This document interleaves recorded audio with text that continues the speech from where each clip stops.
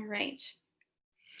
So I'll first give you a bit of context on what we're going to be talking about today. So this session is hosted by SENCO, which stands for the Social Enterprise Network of Central Ontario.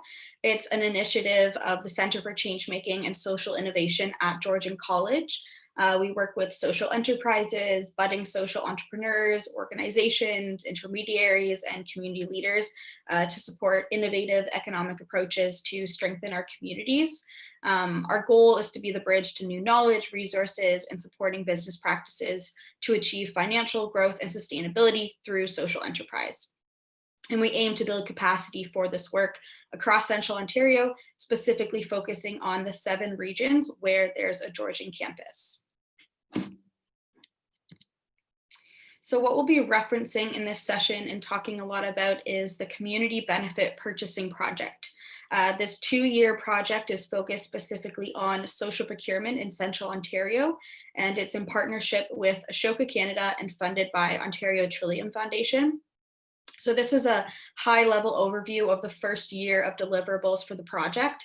So you can see we're towards the end of the fall now. We just finished our last of 3 live virtual sessions chatting with social enterprise and social procurement experts, including Shawn Loney in Winnipeg, Anchor TO in Toronto, and By Social Canada in Vancouver. We've also now launched questionnaires for both suppliers and purchasers across Central Ontario. So if you identify as either a supplier or a purchaser, please feel free to complete the questionnaire, and we'll send the links to both of these in the chat. And coming up in the new year, we'll be reconnecting with the folks from the fall series, where we'll dive a little bit deeper into successful social procurement case studies.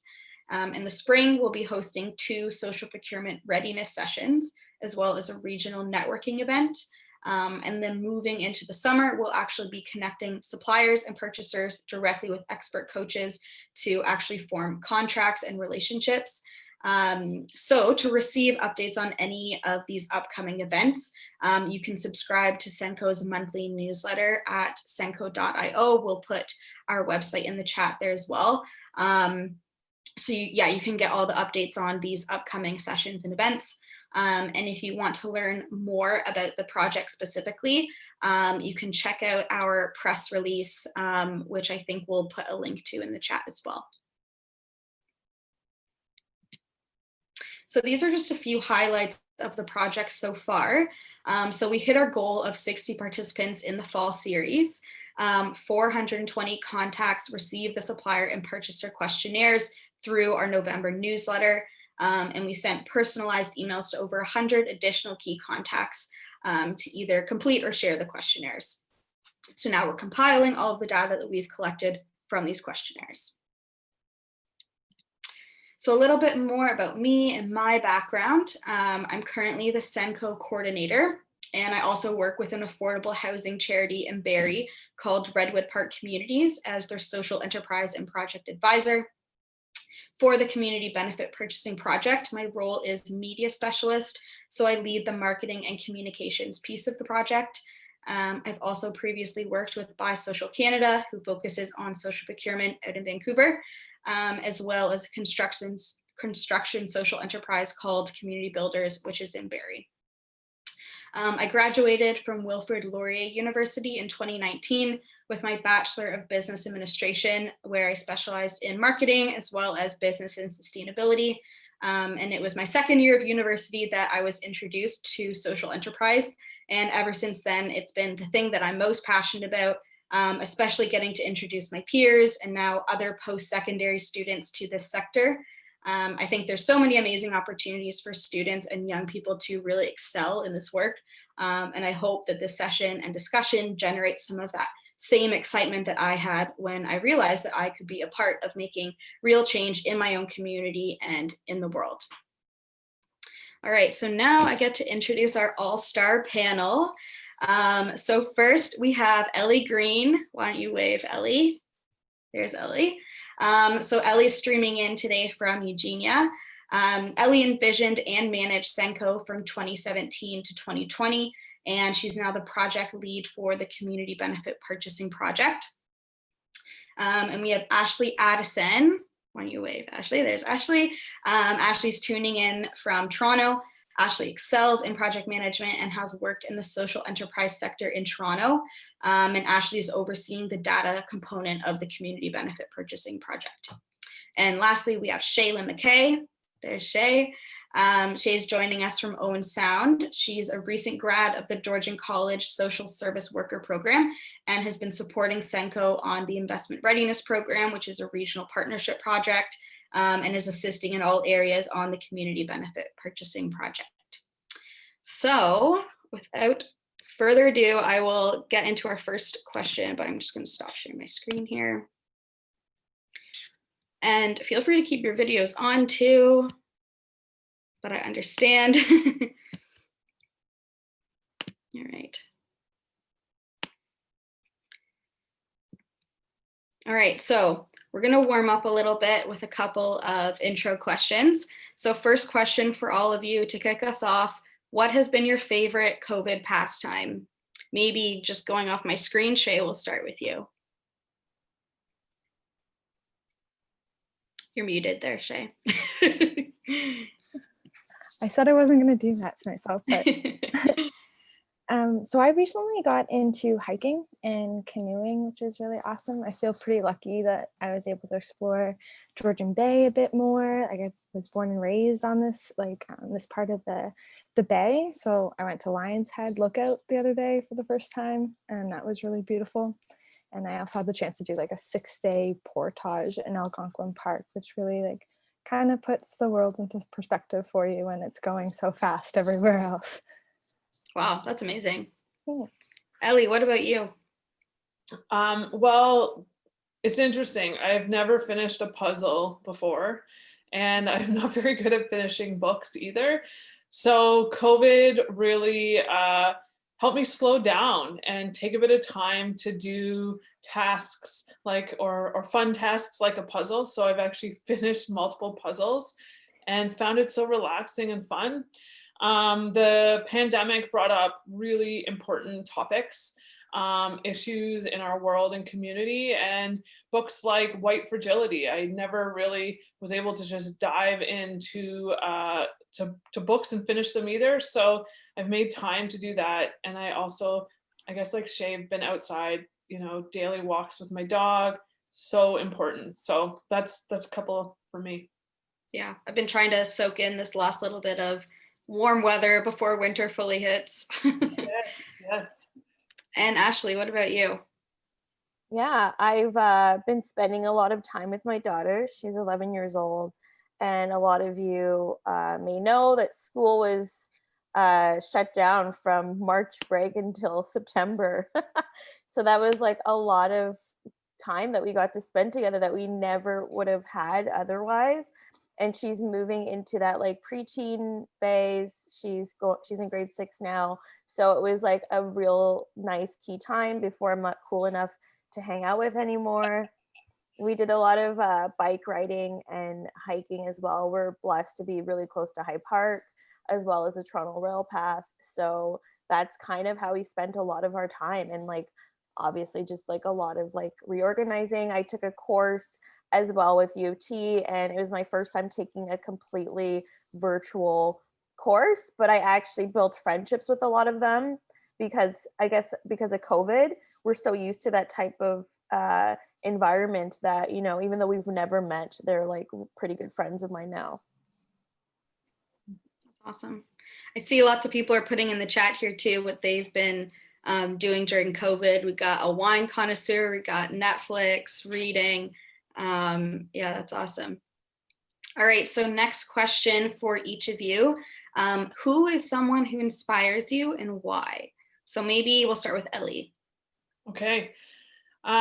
So with this question, I couldn't help but think back to SENCO Live this spring. So Jenna and I had a chance to do some amazing interviews with social enterprise leaders across Canada. And we asked some of our heroes in the sector if they'd spend some time with us.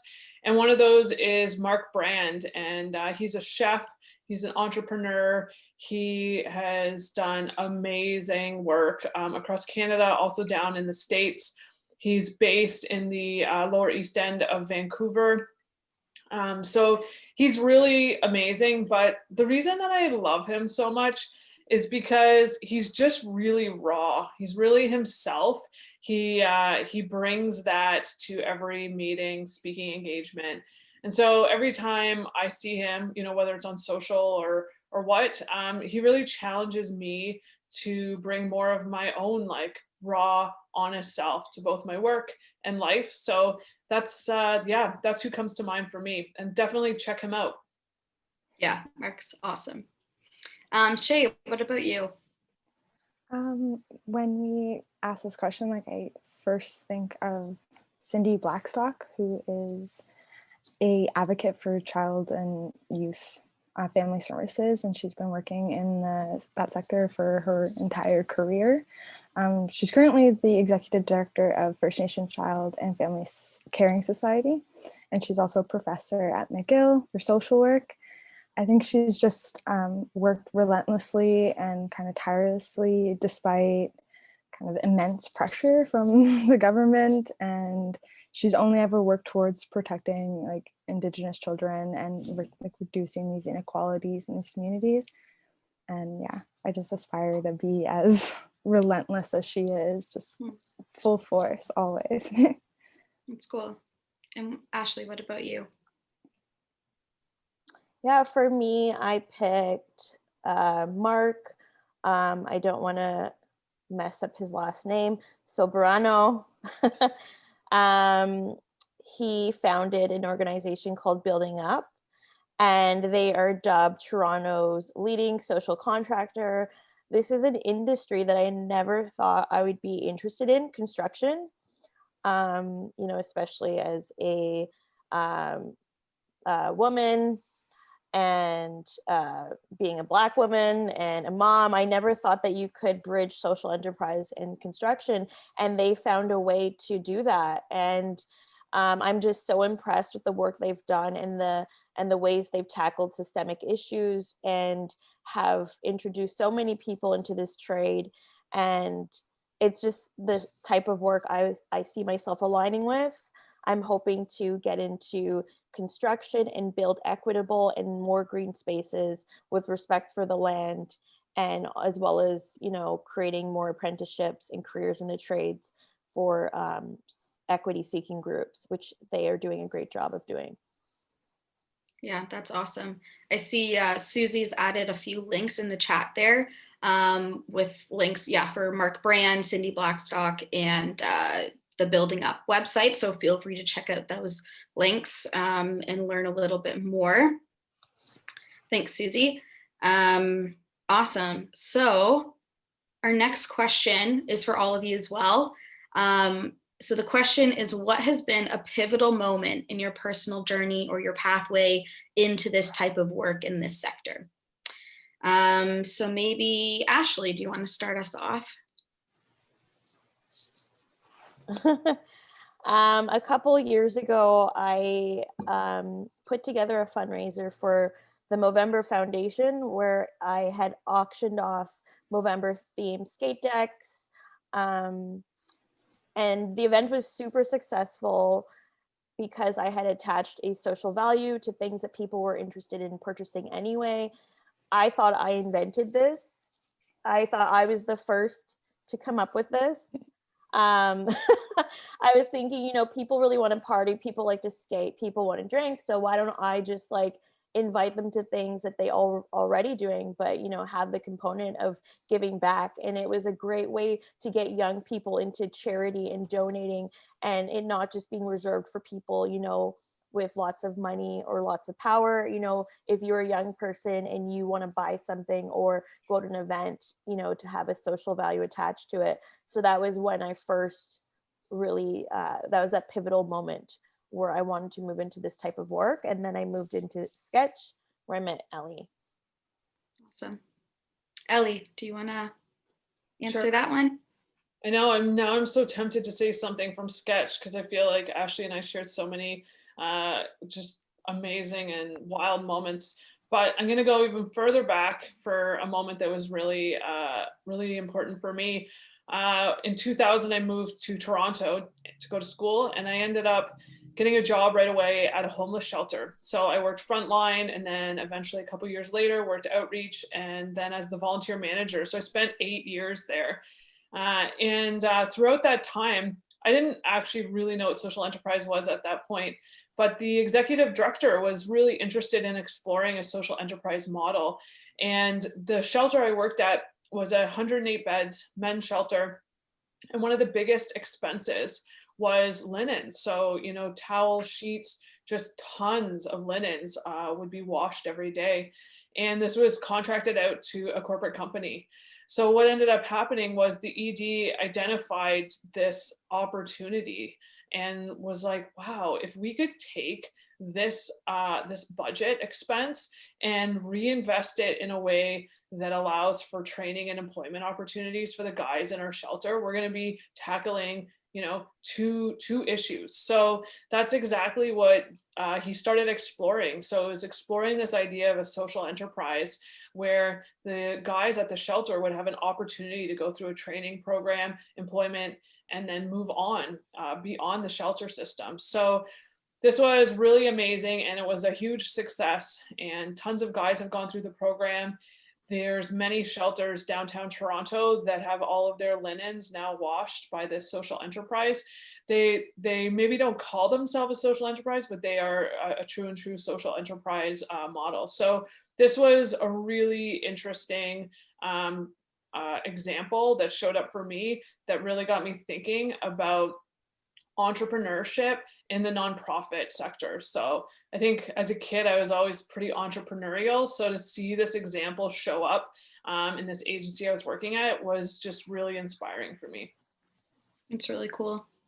And Shay, what was a pivotal moment for you? I think you guys could probably understand that when I say like my first class with Ellie was probably my pivotal moment.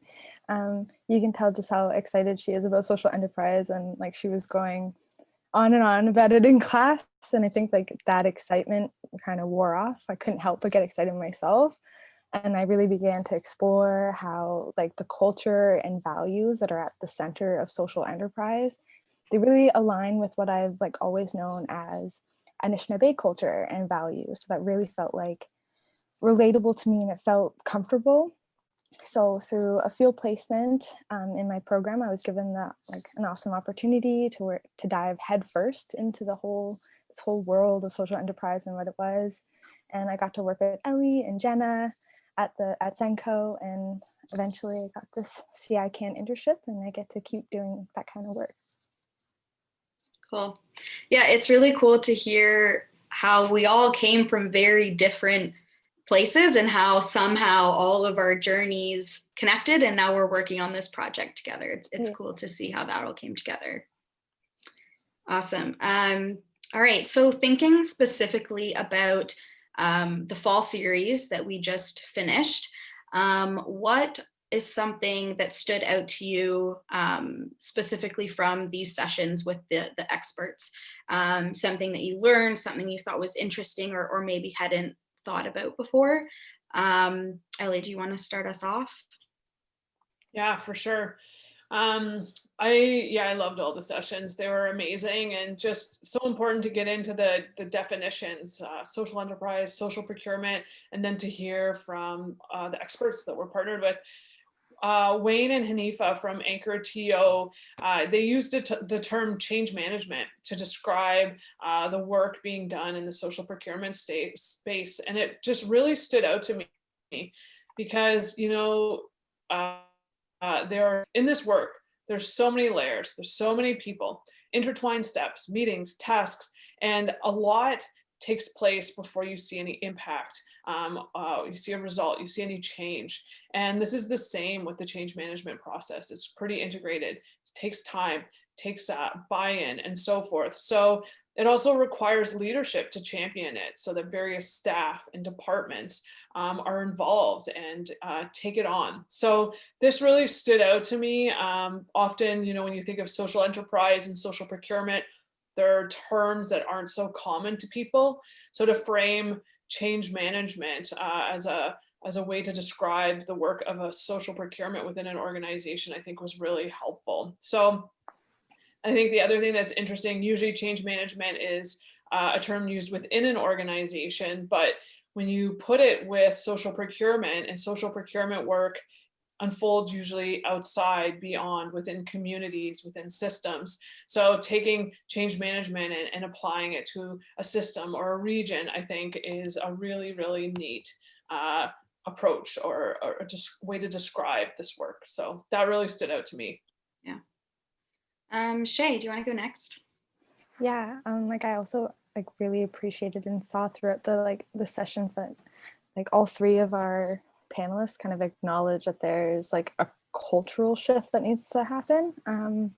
I think like I was really mostly surprised by how much of this work is being done across our country. Like I think I was like pretty sucked into like maybe some like negative media, or like it was really hard for me to see like the good business that people in some of these big organizations are doing.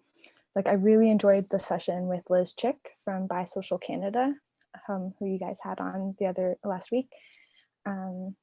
She made social procurement seem like pretty simple. Like she kind of put it like, listen, you're going to be spending this money anyways, so why not spend it somewhere that's also going to have this impact? Like the way that she put it pretty simply for me was awesome. I loved listening to her talk. Yeah, she was great at breaking everything down into very like simple terms and just making it feel very attainable, I guess, too. Yeah. And Ashley, what about you? Yeah, for me, I really loved Shawn Loney's session. I liked all of them, as Shay mentioned, like they all had something to offer. Shawn Loney's from Encompass Co-op, and what I really liked about him was his approach. He saw a gap that needed to be solved, and instead of waiting to find an organization to fix that gap or fix the systemic issue, he in himself created this organization as a way of giving back. And what I loved about Shawn Loney was he had an equity lens for everything he did, and he had statistics behind his approach, which as a project manager, I personally loved, because he really took into account like the numbers and the data, you know, saying like, hey, like we started providing healthy food in this region, which in the end reduced the spend amount on diabetes reduction programs. Instead of putting money into diabetes reduction programs, let's tackle the root cause of these issues. And I loved that approach. I loved the lens, and just like, as I mentioned, from a project management standpoint, it was just very methodical. And I also loved his accountability to Indigenous communities, you know, being as a cis white male.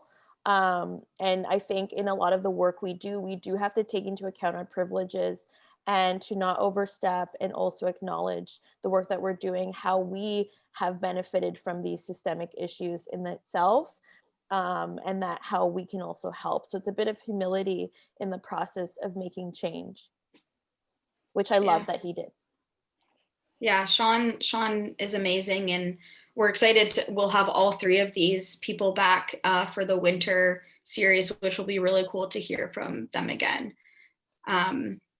All right, so Ellie, I have a specific question for you. So as a faculty teaching students about social enterprise and social procurement, how do your students typically respond to being introduced to these concepts, and what have you found gets the students excited about it or really understand it? Yeah, it's a great question. It's so where we are in the semester, the cohort of students I'm with right now are a little bit like, what is social enterprise? They're in such a different space, but it's really encouraging to hear what Shay had to say, and to be reminded of the process. It takes time to understand these types of terms. Usually when I first introduce social enterprise, there's usually a mixed response. So often there'll be a couple students that it's just like you see a light bulb. They're just like, no way, like amazing. And generally a bunch of other students are quite skeptical. They feel pretty uncertain and they're not really sure about this integration of business into the social service sector. Like, what? This does not make sense. So after introducing it, usually I'll use some some SENCO 1-minute videos, and the Operation Grow one. We have community builders. A bunch of those videos really help students to also understand it, because it's a visual example. Those videos just really illustrate what a social enterprise is and in our region. So that often is really helpful as well. But it's truly the Social Shift documentary that just fully inspires students, just, you know, totally enthusiastically energized after that film, in tears. Like the connection that documentary has to students is just wild. So it's definitely, I think, one of the most important documentaries for any Georgian student to see. So the storyline of the youth is one, but you also go all the way across Canada and some amazing social enterprises. I think there's almost 60 social enterprises that they touch on. So it's just it's the perfect film to understand social enterprise. Yeah, I'm glad you mentioned that, because yeah, you can actually watch The Social Shift this week and next week as part of Changemaker in Residency Week. Yeah, so it's, if you haven't seen it yet already, highly recommend it. Yeah, so you have that opportunity this week. I love it. I've seen it 13 times, Jen. I might watch it again. Yeah. All right, so I have a question for Shay. So as a recent grad, what role do you see yourself taking in this sector and in this type of work?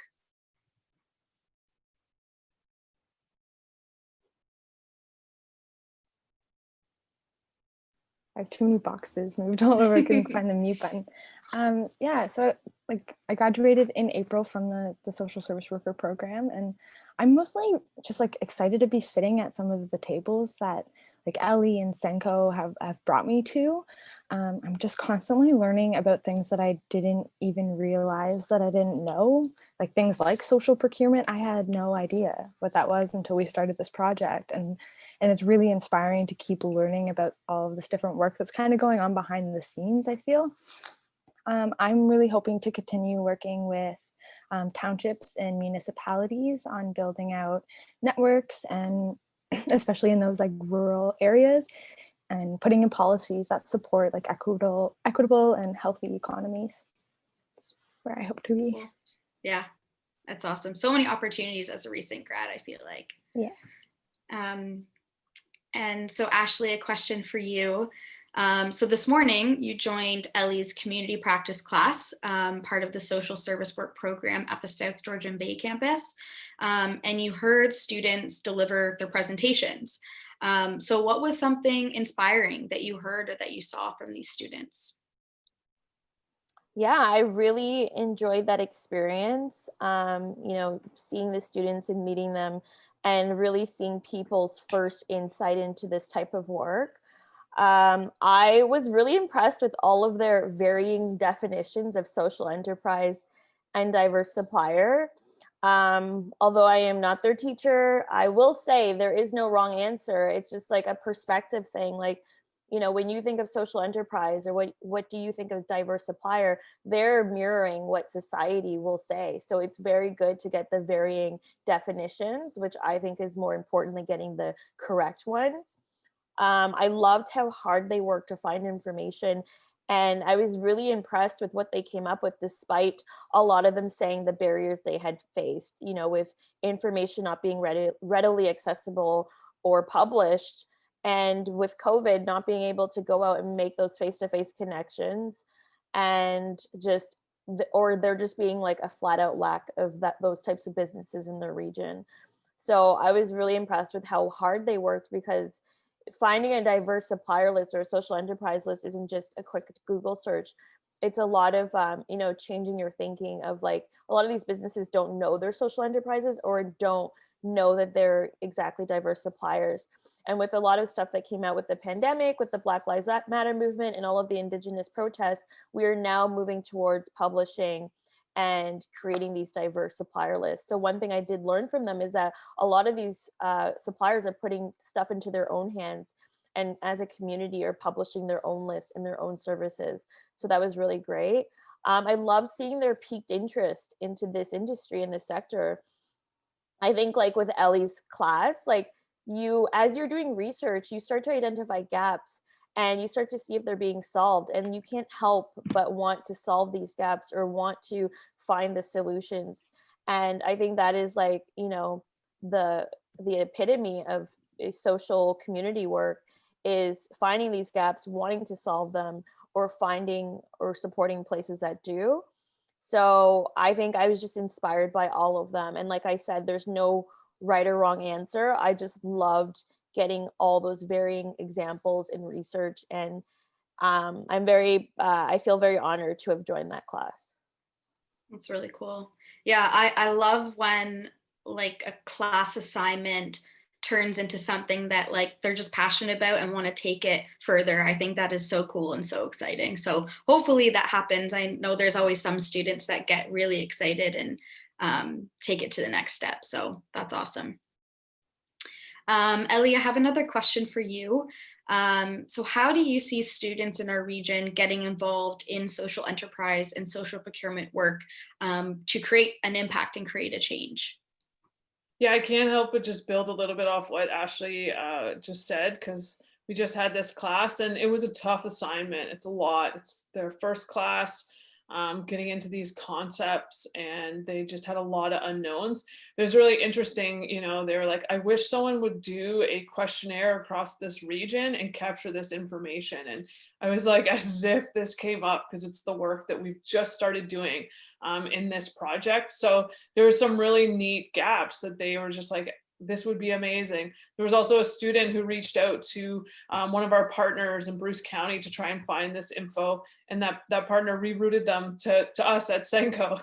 So there's some funny moments in interconnection, but yeah, so thinking about students, I see tons of potential opportunity for them to get involved in this region. You know, our next wave of graduates and future employees in the sector can really transform dated approaches, both within the nonprofit and for-profit sectors. So I see those opportunities unfolding, and an opportunity for our communities to be far more sustainable. Students explore big gaps, issues, challenges in our region during class as well. So I also am really inspired by the solutions that they come up with, really innovative, really just focused at the roots, and often similar to conversations that I'd be having in community with other leaders or team members from the center. So I find that really amazing. Being an entrepreneur, it really does take a certain type, but I also see potential social entrepreneurs graduating out of Georgian programs. And for me, it's really exciting to see our social service workers students considering moving into business or to work in institutions or municipalities, and you know, with an awareness of how they can bring their passion and make change in a bit of a different context than just the classic not-for-profit work. So also, I guess SENCO, so we are the IRP, so the Investment Readiness Program partner for Central Ontario. So just recently, we've gone through our second round of reviews. So many, there's many more amazing initiatives rising up in our region. So there's an opportunity to get involved, to volunteer, to be employed. So yeah, I think social enterprise is going to become a common approach, and there's going to be more and more opportunity for our graduates at Georgian. Cool, I love that. Ashley, a question for you. What do you think are the biggest barriers and opportunities in moving social enterprise and social procurement forward? Yeah, I see a lot of opportunities. The way I see social procurement and social enterprise is a bit of a restorative practice, in that we are going back to the way things were originally done before there was a monopoly on procurement contracts, before there was systemic issues that prevented people from getting into these procurement contracts. So I see that we are going back to helping the people who needed it most, and the people who have been impacted by the economy by these barriers, because we would not have equity seeking groups or diverse business or any of that if it wasn't for the systemic issues at the top, nepotism and a lot of that stuff, which prevented people from breaking into markets. So I really do see it as an opportunity for us to go back to the beginning and just restore what has been done and give diverse suppliers and social enterprises that platform to move forward. The biggest barriers is people thinking that it's something new and that it's hard and that it will be expensive and it will be a detriment to our economy. But as I mentioned, that, you know, uplifting all populations of the economy will only strengthen the economy because we're not spending more funds in just putting band-aid solutions together. And that's what I mentioned with Shawn Loney, in that he developed a way to tackle the root cause of issues instead of putting money to kind of pacify and these issues. So, you know, as social procurement, social enterprise becomes the norms, we're going to be uplifting a lot of these marginalized communities, racialized communities, so that they don't no longer rely on government help, and we can invest more money into, you know, the environment and other things that we can do all together, if that makes sense. So I see the opportunity in that, you know, we're going back to the way things are done, and the only barrier is just changing the way you think about this type of work. Yeah, so many great points in there. And yeah, like you mentioned too, I love that social procurement like provides social enterprises and diverse suppliers with a seat at the table again. And I think that's so important, is creating that space for them, because they're so important. And so yeah, so I love everything that you said there. And so Shay, a final question for you. Considering your own community, what potential for impact do you see, or would you like to see, for social enterprise and social procurement?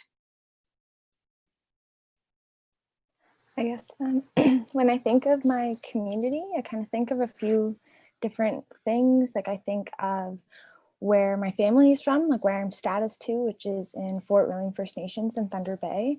But I also think of where I was born and raised, which is like within treaty territory of Saugeen Ojibwe Nation. But I've lived right in Owen Sound along Georgian Bay. So I grew up in the city, and I've always felt like a bit like I'm walking between two worlds. Like I have this Indigenous worldview, but I'm surrounded by a Western worldview, and I go to those schools and I buy from those businesses.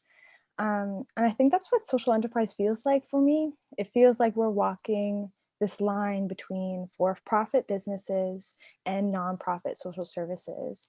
And I can't help but think that that's kind of the answer we've been looking for. I think that social enterprise is a way for us to engage in this economy, be business owners and buy our stuff and do it in a way that we feel good about at the end of the day. Social enterprise for me represents communities. Like I think it's communities taking care of communities. And it really reminds me of like an Anishinaabe teaching about making decisions with the intentions of protecting and providing for like the next 7 generations. That to me sounds like sustainability, and sustainability is at the core of social enterprise. Like what Ashley had said, this restorative practice of going back to the way that we did things before. It's kind of, I don't know, I feel like we're making the world a little bit smaller, and it feels like a good thing. Yeah. Yeah, I was just going to say that, that essentially that really is the core of social enterprise. So I'm really glad you brought up those points. All right, so I have one final question for all of you. So the question is, if you could tell students one thing or give them one piece of advice, what would it be? So Ashley, maybe we'll start with you if it's okay.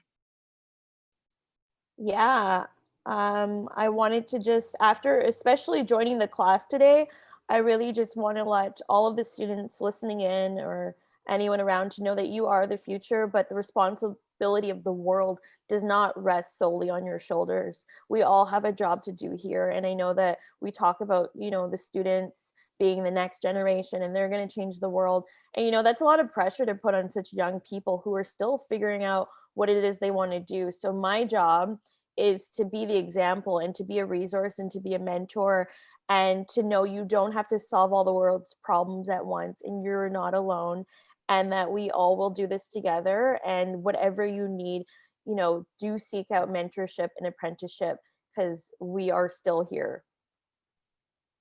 Yeah, that's awesome. It's so important. Shay, what about you? What would be your one piece of advice? Yeah, I guess kind of going off what Ashley said, like, as easy as it is to be in this habit of taking on every task all by ourselves, like that responsibility can sometimes like feel really heavy and it can like burn us right out. So I guess my advice is to try and remember that like there are people who want to help and they want to work with you. Like the work that we're doing is collaborative work anyways. Like we're collaborating with businesses and institutions and charities and all sorts of people that, like you mentioned, Jenna, historically haven't really had a seat at the table. So when you reach out and you ask these questions, you ask for help and start collaborating, it's actually like a really important part of doing the work that we want to do. And it also, it takes some of that pressure off of you. Yeah, definitely. I know that's what I've always found too, is that people in the sector, they want the young people and the students to work with them because they really see the value in the skills that they bring. So yeah, absolutely. Yeah, they get excited when they see us at the table. Yeah, exactly. All right, Ellie, do you want to finish us off? Sure, I have two. I can't help myself. Just after this conversation, every student needs to know that you have a place here. Like you have a seat here. You can be a part of a team like this. We want to work with you. We want, so you have, there's space for you here. And I think that is critical. Also, to every student, you're way smarter. You're way more insightful. You're way more capable than you think. Bring your passion and your vision and bring the change you want to see to your next workplace. Your perspective's needed. It's critical for the future. Just bring it, like bring who you are. We need it. That's amazing. That's a great way to end the session, Ellie. Thank you. All right, so right on time, 12:45, we have about 15 minutes left. So if you have a question for any of us, for someone specific, feel free to throw it in the chat. And if you're comfortable, feel free to take your video off and ask the question directly as well.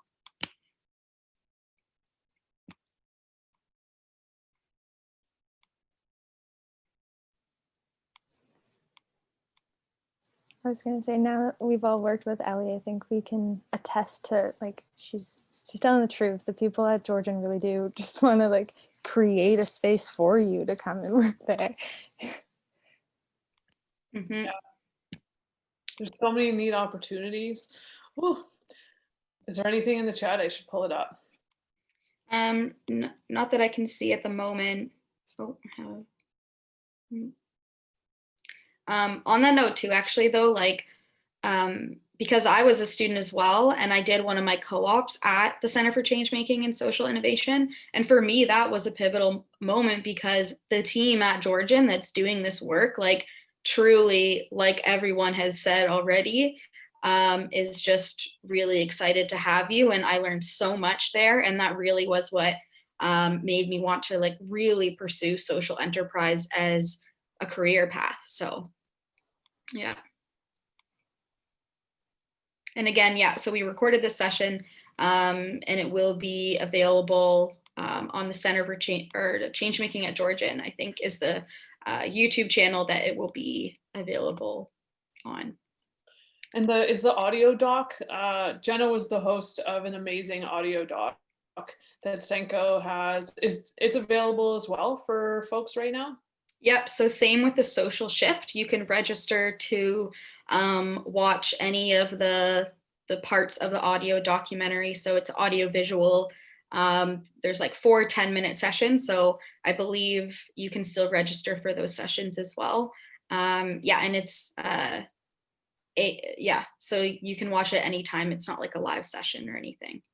Yeah, I put the link to register for the Social Ship documentary in the chat, and you'll be able to find the other events. But I also put just a link to the SENCO website with our story page that shows all of our little 1-minute videos and the audio documentary that Jenna did. It's all on that page as well. Perfect. I'll maybe stop recording now.